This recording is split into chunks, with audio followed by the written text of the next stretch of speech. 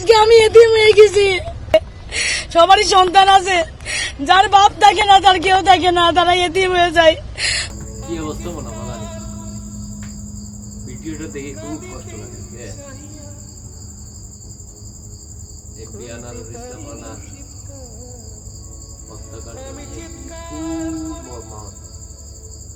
মনে আছে ভাইয়েরা 2016 সালে 10 এপ্রিলে শহীদ সোহানের মাকে কেটে বলেছিল মার বিধবা চোখ তুলে নিলে কেন? সেদিন তার মার আহাজানি আল্লাহ কোনোভাবেই কেটে দেন। আজকে দেখেন এমপি আনারুল ইসলাম আনারে দাফন করে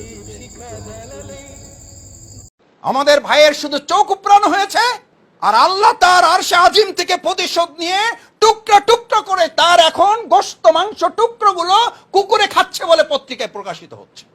আমাদের সোহানের মা সেদিন কেঁদেছে, আজকে তাদের মেয়েরা রাস্তায় কাঁদছে আর বলছে আমাদের পুরা শরীর দরকার নাই, এক টুকরো মাংস হলেও চলবে।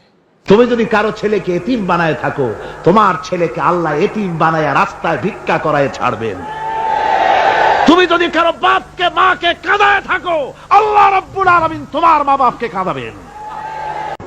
বিবেক দিয়ে চিন্তা করো, যাকে মেরেছ ওই রাত্রে তার বাড়ির কাছে যাও, ওই রাত্রে গোপনে তার বাড়ির কাছে গিয়ে দেখো তার মা কিভাবে তার সন্তানের জন্য কাঁদতেছে, মায়ের কোলটা খালি হয়েছে বলে কিভাবে কাঁদতেছে, তার বাবা কিভাবে কাঁদতেছে, তার বউ থাকলে কিভাবে ছটফট করতেছে, তার কলিজার টুকরা সন্তান থাকলে কিভাবে আব্বা আব্বা বলে কাঁদতেছে। যারে গুলি করে মেরেছো একবার বাড়ির কাছে গিয়ে কান পাচা শোনো।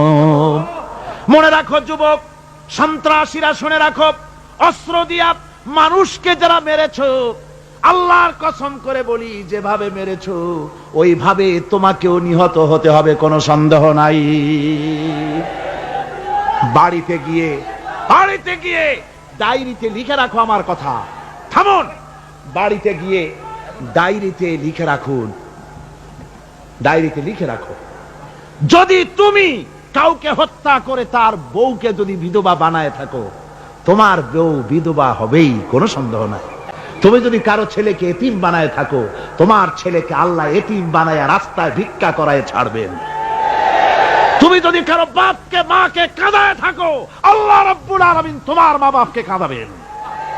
তুমি যদি বেয়নটের খোঁচা দিয়া, ড্যাগারের খোঁচা দিয়া একটা মানুষকে যদি বুক ফেড়ে থাকো, তোমার বুকটা ঝাঁঝরা করে দেওয়ার মতো অস্ত্র আল্লাহ তৈরি করে রেখেছে।